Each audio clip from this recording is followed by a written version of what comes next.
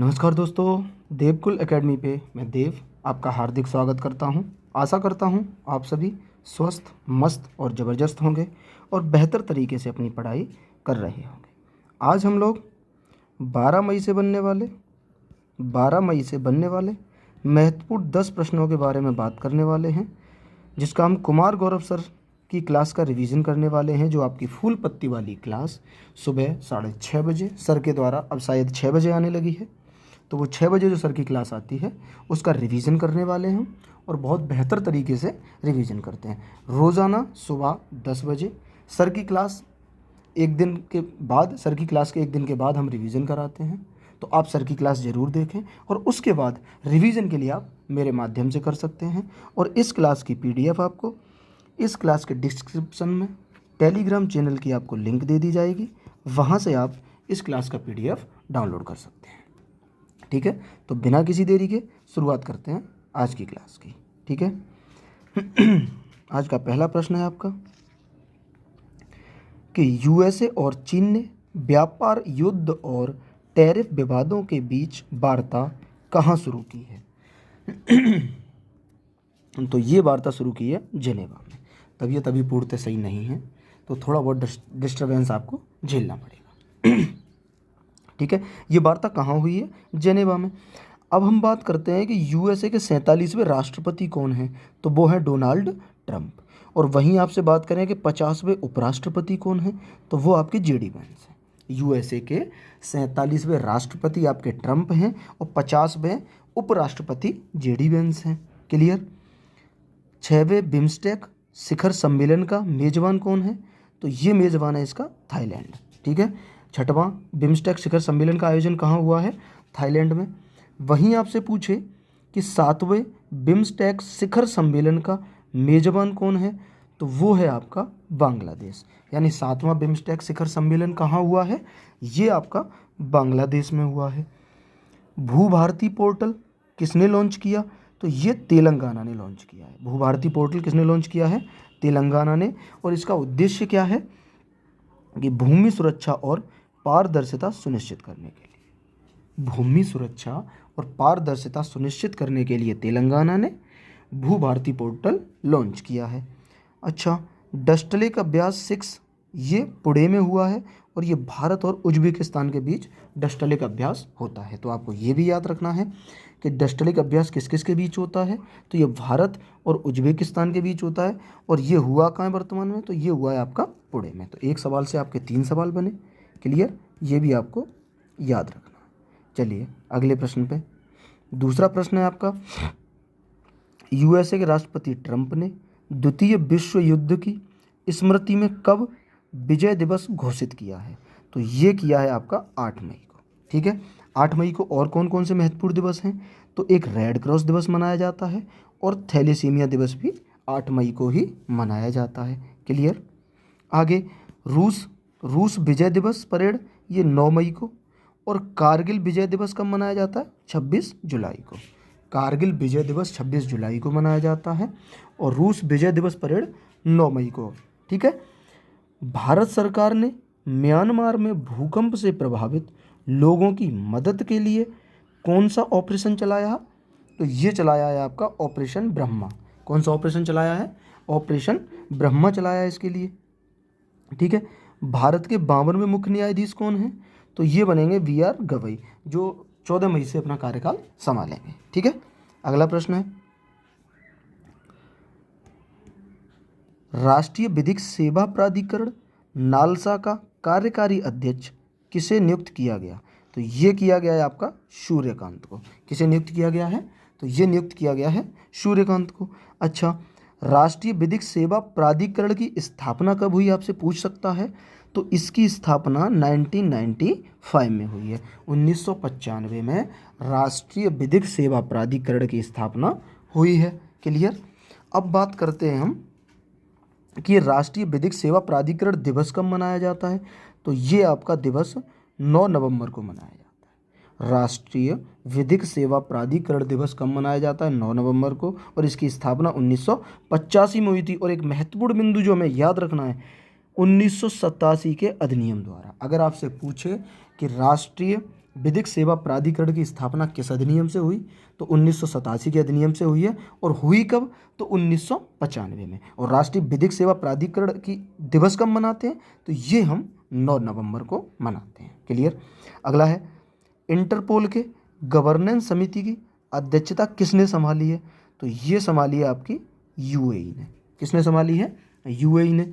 वहीं आपसे आगे पूछ सकता है कि 23वें विधि आयोग के अध्यक्ष, तो क्या याद रखेंगे आप कि वो हैं आपके दिनेश माहेश्वरी। ठीक है भैया, 23वें विधि आयोग के अध्यक्ष कौन है? दिनेश माहेश्वरी। आपको क्लियर हुआ होगा। चलो अगले प्रश्न पे चलते हैं। अगला है, सैंपल रजिस्ट्रेशन सिस्टम रिपोर्ट 2021 की जनगणना के अनुसार मातृ मृत्यु दर MMR वर्ष 2019-21 के दौरान कितनी दर्ज हुई है? तो ये दर्ज हुई है आपकी 93 दर्ज हुई है। ठीक है। वहीं आगे बात करें कि पंचवटी एक्सप्रेस में देश का पहला ATM किसने प्रारंभ किया? तो ये आपका प्रारंभ किया है महाराष्ट्र ने।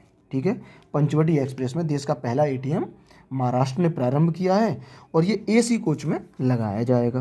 क्लियर।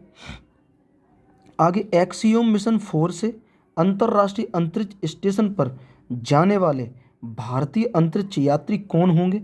तो वो शुभांशु शुक्ला होंगे। कौन होंगे? तो वो आपके शुभांशु शुक्ला होंगे। क्लियर। आगे बात करें, Colonel CK Naidu life time achievement पुरस्कार, ये किसे प्रदान किया गया? तो सचिन तेंदुलकर को Colonel CK Naidu life time achievement पुरस्कार दिया गया। ठीक है। कुरियन जोसेफ समिति का गठन तमिलनाडु में हुआ है और इसका उद्देश्य क्या है? इसका उद्देश्य है आपका केंद्र राज्य संबंधों की समीक्षा करना। ठीक है, केंद्र राज्य संबंधों की समीक्षा के लिए कुरियन जोसेफ समिति का गठन तमिलनाडु में हुआ है। तो ये भी आपको याद रखना है, महत्वपूर्ण प्रश्न है। आगे चलते हैं अगले प्रश्न पे। अगला है आपका, केंद्रीय मंत्री राजनाथ सिंह ने ब्रह्मोस इकाई का उद्घाटन कहाँ किया है? तो ये किया है लखनऊ में। ब्रह्मोस इकाई का उद्घाटन कहाँ किया है? ये आपका लखनऊ में किया है। ठीक है। वहीं बात करें कि 14 अप्रैल को डॉक्टर BR अम्बेडकर दिवस मनाने की घोषणा किसने की है? तो ये की है आपकी न्यूयॉर्क ने। न्यूयॉर्क में 14 अप्रैल को डॉक्टर BR अम्बेडकर दिवस मनाया जाएगा। ठीक है। आगे बात हम करते हैं, केंद्रीय बजट 25-26 में राजकोषीय घाटा सकल घरेलू उत्पाद के कितने प्रतिशत रहने का अनुमान है? तो ये अनुमान है आपका 4.4% रहने का अनुमान है। क्लियर। अगला प्रश्न है, हाल ही में न्याय रिपोर्ट 2025 में किसे शीर्ष स्थान मिला है? तो ये मिला है कर्नाटक को।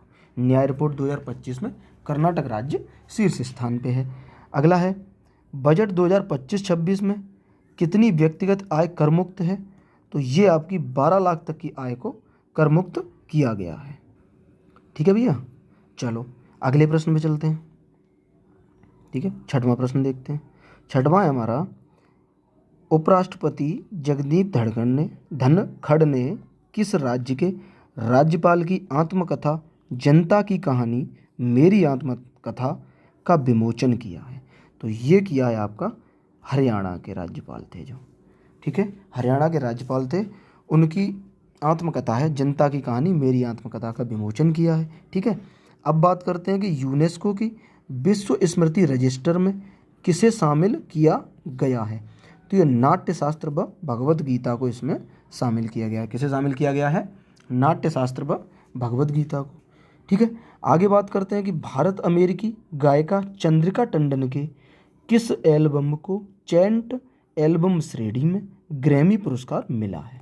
तो इनकी एक त्रिवेणी एल्बम थी जिसे चैंट एल्बम श्रेणी में ग्रैमी पुरस्कार मिला है। तो ये भी आपको याद रखना है। ठीक है। कृत्रिम सूर्य ईस्ट का संबंध ये किसने विकसित किया है? तो ये किया है आपका चीन ने विकसित। कृत्रिम सूर्य ईस्ट किसने विकसित किया है? तो वो आपका चीन ने विकसित किया है। क्लियर। आगे है, यूपी सरकार ने किसके सहयोग से यूपी एग्रीस और AI प्रज्ञा पहल प्रारंभ की है? तो ये प्रारंभ की है विश्व बैंक के सहयोग से। ठीक है, किसके सहयोग से? विश्व बैंक के सहयोग से। अब आगे बात करते हैं कि विश्व डोपिंग एजेंसी से मान्यता प्राप्त एथलीट पासपोर्ट प्रबंधन इकाई स्थापित करने वाला भारत दुनिया का कौन सा देश बना है? तो ये बना है आपका 17वां देश। ये प्रश्न एग्जाम की दृष्टि से 100% महत्वपूर्ण है, इसको आप याद रखना। भारत कौन सा देश बना है? तो भारत इसमें 17वां देश बना है। क्लियर? चलिए आगे। विमोचित किताब the chief minister and the spy के लेखक कौन है? तो इसके लेखक हैं आपके अमरजीत सिंह। ठीक है, कौन लेखक हैं इसके? अमरजीत सिंह। आगे बात करें, टाटा स्टील मास्टर्स 2025 का विजेता कौन है? तो वो है आर प्रज्ञानंद।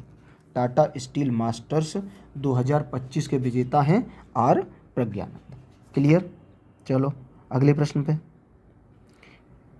सीबीआई ने किस ऑपरेशन के तहत 8 राज्यों में सिम धोखाधड़ी रैकेट का भंडाफोड़ किया है?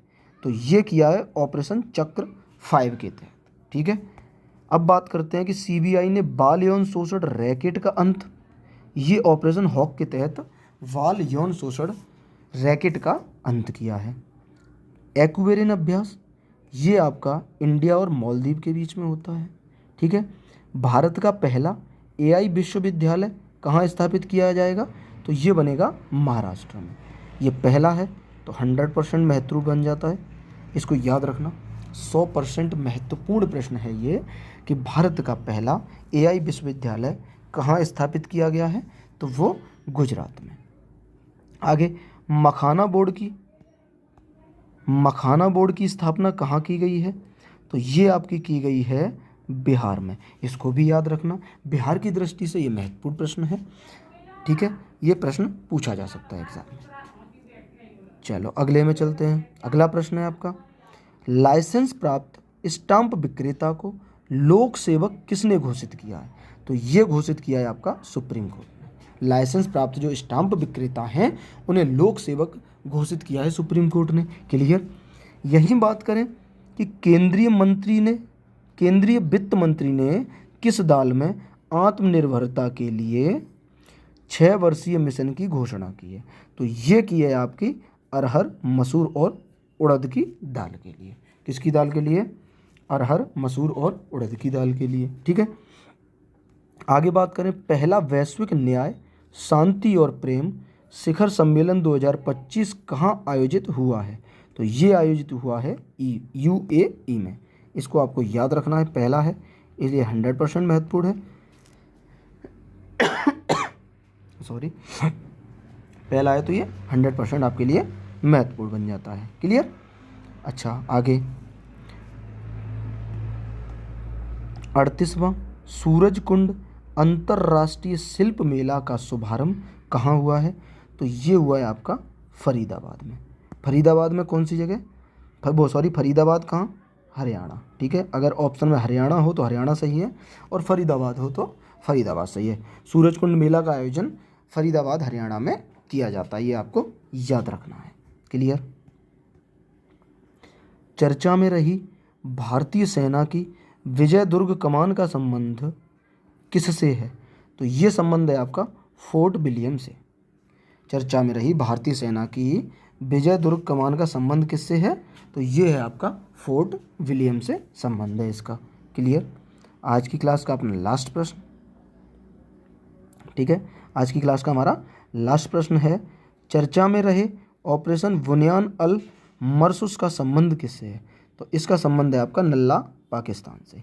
हमारा जो ऑपरेशन सिंदूर चलाया गया था उसके बाद नल्ला ने ऑपरेशन बुनियान अल मरसूस चलाया। क्लियर? आगे बात करें, वीरेंद्र सिंह ने किस राज्य के सीएम पद से इस्तीफा दिया? तो ये मणिपुर के सीएम थे और इन्होंने वहाँ से अपने पद से इस्तीफा दे दिया है। क्लियर? कृत्रिम प्रकाश संश्लेषण का उपयोग करके अंतरिक्ष में रॉकेट ईंधन के लिए किसने ऑक्सीजन का निर्माण किया है? तो ये किया है आपका चीन ने। किसने किया है निर्माण? चीन ने। ये प्रश्न एग्जाम की दृष्टि से महत्वपूर्ण है, जिस पे मैं इम्पोर्टेंट या 100% महत्वपूर्ण लगाऊं वो तो आपको रटने ही रटने हैं। ठीक है, अब बात करते हैं आगे। जैसे रक्षा परियोजना में 100% एफडीआई लाभ लेने वाली पहली कंपनी साव का संबंध किससे है, तो आप बोलेंगे कि इसका संबंध है भैया स्वीडन से। ठीक है, किससे संबंध है, स्वीडन से संबंधित है। ठीक है, आगे यहीं आपसे बात की जाए कि साइक्लोन 2025 का अभ्यास ये राजस्थान में हुआ है और ये अभ्यास इंडिया और मिस्र के बीच होता है। तो साइक्लोन 2025 अभ्यास का आयोजन कहाँ हुआ है, तो ये राजस्थान में हुआ है और ये किन दो देशों के बीच होता है, तो ये आपको याद रखना है, इंडिया और मिस्र के बीच आयोजित होता है। क्लियर। तो ये थी हमारी आज की क्लास। आशा करता हूँ आपको क्लास अच्छी लगी होगी। वीडियो अगर अच्छी लगी है तो वीडियो को लाइक करें, शेयर करें और चैनल को सब्सक्राइब जरूर करें। अगर आप चैनल पे नए हैं तो प्लीज़ सब्सक्राइब करके ज़रूर जाएं। ठीक है, तो क्लास बहुत बेहतर तरीके से कराई है। इसका PDF की आप लोग पूछते हैं तो एक बार फिर बता दूँ, जो PDF है वो इसी क्लास के डिस्क्रिप्शन में आपको टेलीग्राम चैनल की लिंक मिलेगी, वहाँ पे आप ज्वाइन करके PDF प्राप्त कर सकते हैं। और एक सूचना दूं आपको, जितने भी मेरे भाई हिस्ट्री की तैयारी मेरे से करते हैं, 4 क्लासेस और बची हैं आपकी। 4 क्लास में पूरी हिस्ट्री आपकी फिनिश हो जाएगी और अब मैं वो क्लासेस कंटिन्यू दूंगा आपको। अब मैं एक दिन का गैप नहीं करूंगा। आप लोगों को कंटिन्यू क्लास चाहिए तो मैं डेली क्लासेस दूंगा। अगले 4 दिनों में आपकी हिस्ट्री ख़त्म हो जाएगी। उसके बाद अगर आप लोग चाहें तो मैं ज्योग्राफी स्टार्ट कर सकता हूं और चाहें तो पॉलिटी स्टार्ट कर सकता हूं। बहुत बेहतर तरीके से आपके लिए बहुत बेहतर कंटेंट बना के लाया हूं, जिस पे मैं कंटिन्यू काम कर रहा हूं पॉलिटी और ज्योग्राफी पे। तो वो बहुत बेहतर तरीके से आपका अच्छे टीचरों से अच्छी जगह से कंटेंट ले लेके मैंने बहुत बेहतर तरीके से तैयार कर रहा हूँ। ठीक है, तो इसी के साथ आज की क्लास यहीं तक। मिलेंगे अगली क्लास में, तब तक के लिए हंसिए, मस्त रहिए, मुस्कुराइए और अपनी पढ़ाई करते रहिएगा। नमस्ते, जय हिंद।